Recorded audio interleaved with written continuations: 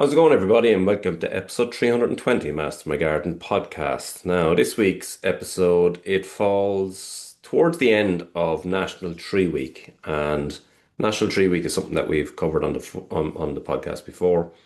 But I think it's important every year to maybe highlight it on the week. So possibly should have done it the week before, maybe would have given people a little bit more time to think about the week ahead. But nonetheless, we'll go through it. So National Tree Week runs in Ireland from the 8th until the 15th of March. And it is set up by the Tree Council of Ireland in conjunction with Coillte. And I suppose the purpose of Tree Week is to raise awareness of trees, their benefit within the wider environment, and I suppose to promote the planting of trees, particularly among communities. So obviously, Coillte is, a forestry body. They do a lot of planting of, all types of forests across the country and management of forests and so on. But the whole idea of Tree Week is to promote it, particularly among communities.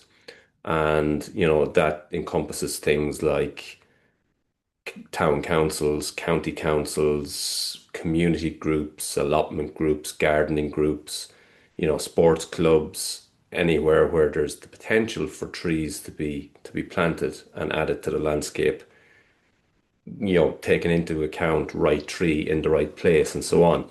And so it's a huge sort of push to bring trees and the planting of trees down to community level.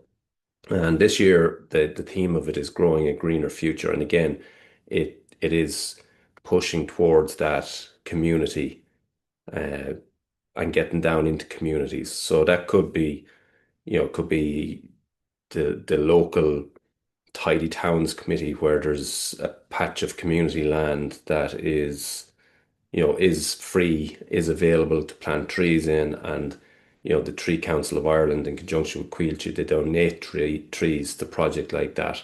And then you plant them in your local area, and then they give the aesthetic and the environmental benefit over years and years to come. And I think that's hugely important. So obviously we have a lot of native trees, and we'll chat about some of those, and we have a lot of you know, trees which are common in Ireland, but not necessarily native. And, all have benefit. So if you look at since this initiative started, I'm not sure exactly how many years ago it is, but there is 150,000 trees donated to community groups, donated to projects on a yearly basis. And that's a lot of trees. And since the project started, there has been 1 million native trees planted. And that, again, is a lot of trees. And just a stat from their website, those 1 million trees, when mature, so those 1 million native trees, when mature, each one of them can draw down 2,500 tons of carbon per year. So that's the power of community. So in your little area, in your little tidy towns committee or your local, you know, sports club, you might feel that if you plant, a handful of trees because that's all you have space for, that overall you're not having much of an impact. It's the combined impact of joining all of these 5 and 10 and 20 trees across the country has that sort of level of power. So when those trees become mature, each one of them then can draw down 2,500 tons of carbon per year. And so in the overall sense, that is, collective power of all of that is huge. If you, aside from, that level of it, or that benefit of it, where it draws down carbon, aside from that, we have, obviously in Ireland, we have a situation where many, many years ago, we were a country that was heavily forested, and we no longer are. And then the areas that are heavily forested are, typically Sitka spruce, which is a commercial conifer, and is the most highly grown in the country. And I suppose that's grown for commercial purposes, for wood and so on. And you can see the place and the need for that to a certain extent because, there's obviously wood and timber required. But from a wider argument or a wider viewpoint, we need to build up native forests again and replace native forests from years ago. And there's huge work being done on that across various schemes. You have schemes now within agriculture which is promoting that, and certainly certain areas of farms are being dedicated to trees, and it's becoming more and more. Um, but these areas, they give habitats back, and they provide huge amounts of habitat for various types of creatures. And I mentioned last week that I'm doing a beekeeping course and some interesting things on that, and I'll talk about it when we come to the trees. But trees are hugely beneficial even to bees and insects and so on. And I forget what the stat is, but a native Irish oak, of which there is two, by the way. But a fully mature native Irish oak tree, has the potential to be a home to an incredible amount of creatures. And I forget again that this figure, I stand to be corrected on it, but it's somewhere in or around 150 different types of organisms, insects, animals will live and can live on a fully mature oak tree. So it's providing a huge, haven for biodiversity, any of these trees. So that's sort of the topic. We're going to talk about some of the native trees and the common trees. The one thing starting off, and these can be, all of the native trees, even there's ornamental variations of it. So if you're looking at something more ornamental, you can get something that's more ornamental and still be beneficial in the environment. Obviously, natives trees are the strongest in terms of biodiversity and in terms of supporting biodiversity. But there is other trees which are very, very common here, and they do provide benefit and huge benefit. So the overriding theme of planting trees and Tree Week is that you, I suppose, plant trees for the right reason and in the right place. And right tree, right place is a phrase that's used quite a lot. Right plant, right place is a phrase that's used a lot in gardening, and it should definitely be the case with trees because the wrong tree in a certain place has the potential to, completely overpower, block out light, and various things. But, for example, an oak tree in a back garden in an urban setting just doesn't make sense. It's too big. But also for the plant itself, right plant, right place, it means that it will grow to its maximum potential and then be able to fulfill its potential as a tree in the right place. So it works both ways. So that's the overriding thing. There's lots of organizations. Obviously, the Tree Council of Ireland donate trees, but there is other bodies that go around reforesting and donating trees to people and to community organizations. And we've had some of them on the podcast before. There's lots of those bodies out there. And each one of them has targets for themselves for the number of trees planted. And it can be very appealing when, there's free trees to take these native trees or whatever the case may be, and then stick them into your plot. But just make sure you're putting them into the right space. There is no point in getting 10 oak trees and sticking them in an area that, again, they're going to be too big for there and they can't develop. So just small little bit of research. Get a tree that suits your spot, or find spots that are suitable for it. And that's the overriding theme: is get the right tree into the right place, and then it will have benefit for everybody going forward, including the tree itself. So native trees, of which there's quite a few.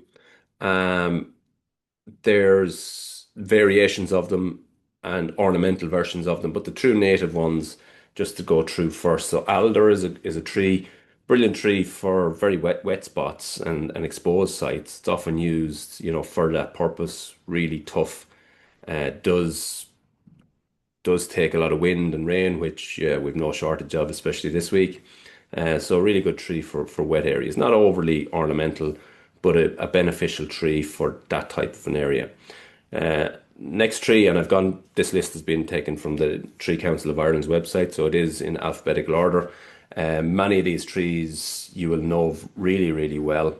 The next one on their list, which is very much southwest, so Kerry and that kind of region, it's arbutus, is the strawberry tree. Yeah, not really common in most parts of the country, but it is a native tree nonetheless. Um, Ash, obviously, we all know the challenges with that. Only last weekend, I've started here on the land at home, cutting up some trees that have fallen down over the last couple of months before, fencing and so on. And there was one of them that I was cutting up. It was, I suppose, diameter of maybe 45 centimeters or thereabouts, even a little bit bigger. And then internally, that black ring that has become all too familiar, where the ash dieback has got into the tree, and this fungal disease has passed through every stem of the plant. And yeah, that main stem of the 45 centimeters could have even been a bit bigger. You probably had heading for 30 centimeters of a black ring up the center of it. So that tree well and truly dead. And other examples of that pretty much everywhere.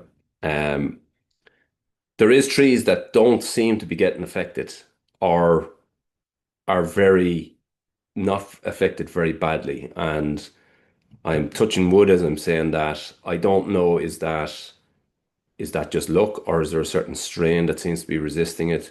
Um, and it seems to kind of come in phases where, looking at them around here over the last couple of years, I've looked at some of them and said, oh, they look to be surviving, they look to be not picking it up. And then the next year they look to be very bad again. But there is still certain trees, certain what looks like certain strains that don't look to be affected at all. And fingers crossed it stays that way, because that obviously would be a huge blow. A lot of ash in this area where I live, and they are dropping, yeah, dropping very, very readily all around the place. Um, there has been a very, very harsh cull of ash trees, especially on roadways over the last couple of years in Ireland. We mentioned that last year when we talked about Tree Week.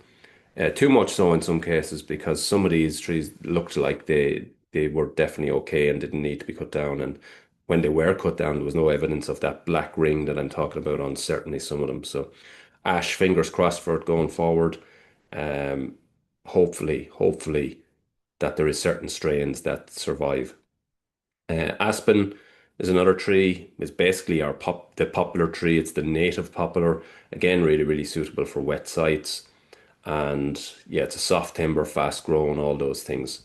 Two types of birch. We have the downy birch, which has a kind of it's a kind of a grey colored bark, and often has, kind of big black indentations on the bark. So it's um, that kind of shaped tree, and you'd often see it in wet or marginal land. And then the silver birch, which obviously we're all familiar with, the beautiful white, silvery type stem. We have obviously the more cultivated versions of it, things like Jack Monte, which are beautiful trees for gardens and suitable for, smallish gardens as well. So they're a really, really nice tree. Then we have blackthorn, which is obviously a hedging plant as well, grown mostly, you'll see it mostly in hedges. Um, Beautiful white flower, really, really supportive of particularly bees. Um, but a very, very tough plant. Be careful with it. Unbelievably sharp thorns on it, and they can cause swelling of the hands and so on. So not a nice one to work with or to have to do any kind of thing with. Cherry trees. There's a couple of different cherry trees suitable for Ireland. Some of them are not found across the whole country, and then obviously we have a huge amount of cultivated cherry trees, which are beautiful, have various different, flowers on them, suitable for all sorts of gardens, small gardens. You'll get a cherry to suit you there. different shape ones, columnar shape, and different colors, whites and pinks and reds and so on. So loads of options there on cherries. Crabapple is a brilliant tree. Not seeing so much now, particularly the wild version of it or the native version of it. You don't see it that often now, but crabapple really, really tough, very useful tree in the support of biodiversity. And of course, we have a huge amount of cultivated, beautiful versions of it, some of which I have in my own garden. We have Evereste planted here, beautiful flower. Spoke about it before. Beautiful flower, beautiful autumn color, as well as fruits. And yeah, really crabapple, brilliant tree for most gardens. Again, just keep an eye on variety and size, but suitable for most gardens. Then we have elder, another good one. Gilder rose, very good one, used a lot these days in native mixed hedges. It's, you know, can grow into a nice size tree if left. But in the hedge scenario, it's, just obviously it's been kept a little bit cut, so it doesn't reach its full potential within a hedge, and that's where you mostly see it now is in these mixed native hedge. But a very, very good flowering plant for a hedge. Hawthorn, obviously, we're all well familiar with that. Again, it's the native one that you see mostly in hedges and as standalone trees, particularly, over the west of Ireland, you'll see it as a standalone tree, very, very tough, can grow in almost any position in Ireland. Very, very good again for bees and pollinators. Has the autumn berries, which again supports biodiversity. And we do again have, lovely cultivated versions of that. And, there's lots of them out there that just really, really beautiful trees, ideal for small garden and will support biodiversity. Hazel is another one, super one again for bees particularly. So the hazel is one of the earliest flowers of the year for bees, really, really, and the catkins obviously. So beautiful tree, really nice, will grow in most conditions, and yeah, a lovely tree. Holly is another one, probably one of my favorite native trees. Um, yeah, very. It doesn't like wet ground. That's the only thing, but grows very, very well. Brilliant as a hedging plant. Really striking, obviously, with berries in the winter time, and yeah, beautiful tree when fully mature and grown. Then we have oak. So oak, obviously, we mentioned there's two types. You have the sessile oak, which is both of these are native, sessile and pendulum, and both of them are native trees. And yeah, but if you are growing them really big, fully mature, they're a huge tree. So these are not, a small garden tree. These are open space. Allow them to reach their potential. Allow them to be, what they're meant to be. A big, huge tree, statement tree, but they need space. Then we have rowan, which is the mountain ash. Again, some beautiful, beautiful cultivated versions of that. But the rowan tree, the native one, is a very, very tough tree. Will grow in almost any conditions. Ideal on hillsides, wind doesn't bother, not bothered by wind. So a brilliant tree for exposed sites and loads of cultivated versions. Again, we spoke about them on the podcast, suitable for smaller gardens, beautiful autumn color, berry interest, flowers early in the year, support biodiversity in many ways. So again, an example of a native tree with cultivated versions of it, which are, really beneficial um, to biodiversity. Um, Probably my favorite native tree, or my favorite tree, and one of my favorite trees in general, is Scots pine. You don't see so many of them anymore. They are becoming, I suppose, in the native tree mixes and the native tree planting plans, they are being included quite a lot. But they were a tree that you saw not so many of them for a period of time, but there seems to be more and more of them now. Um, Beautiful tree. There's a couple here on the fields at home. Would like to get more there. They're a beautiful tree. As I say, one of my favorites. Spindle, another one. White beam is another one. Very good, tough tree. Really white, kind of indented leaf on them. Um, Changes color slightly. Opens up to a kind of a silvery color and then turns greener as the year goes on. Willow, obviously, we've mentioned, some other trees that are really good for wet sites. This is probably the best of them. For a wet site, willow is in its element. It really, really loves wet ground. Will grow very, very easily, will uh, reseed and sort of spread in that sort of environment. So a brilliant plant. Next one is witch elm. Um, don't know of any of those around here anymore. Obviously, years ago there was Dutch elm disease. Not sure if witch elm is affected by that, but don't know of any of those around here. Yew trees, again, really brilliant plant. I've spoke about it before in relation to hedging and in terms of, the likes of topiary and so on. Yew or Taxus macata is a brilliant plant, evergreen and so on. And then there's a whole batch of kind of native shrubs as well. And a lot of those are, they're heavily supportive of insect life here, bees and so on. But that's kind of the trees, native trees, and you can get ornamental versions of quite a few of those. Just again to emphasize right plant in right place.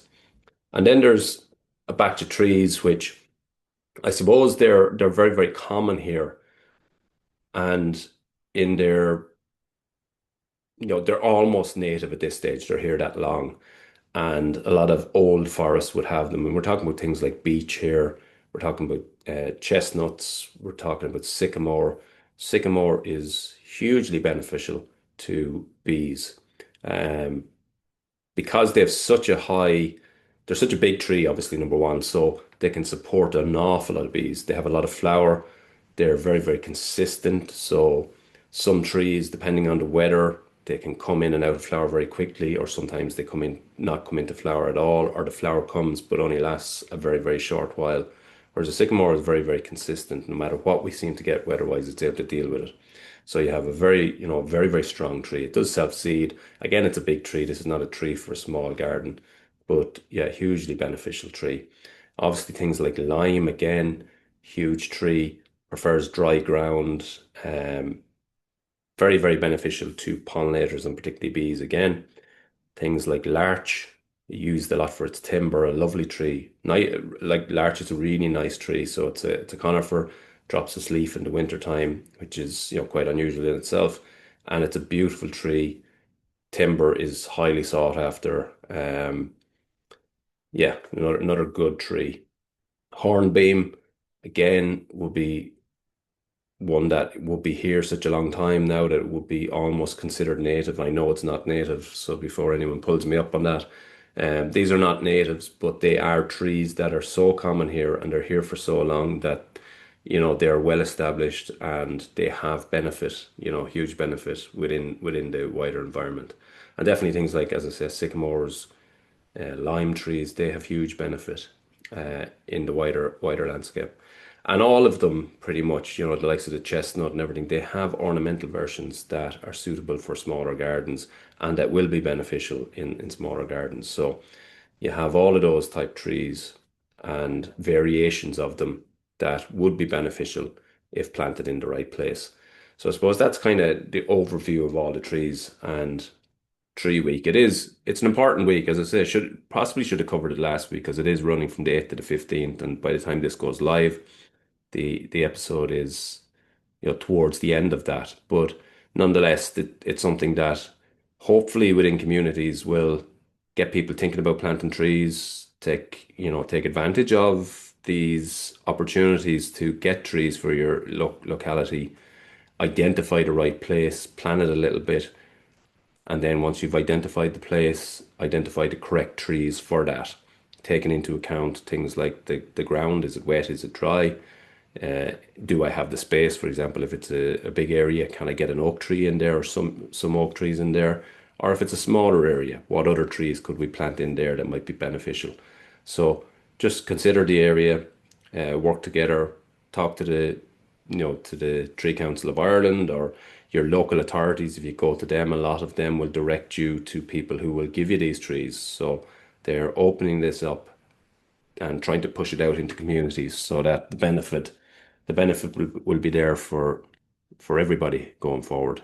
So yeah, National Tree Week. Check it out. There's, as I said, it's going out nearly towards the end of it, but there is some events for National Tree Week. It was officially opened by the President, President Connolly, last week, or early this week. So yeah, there's lots going on.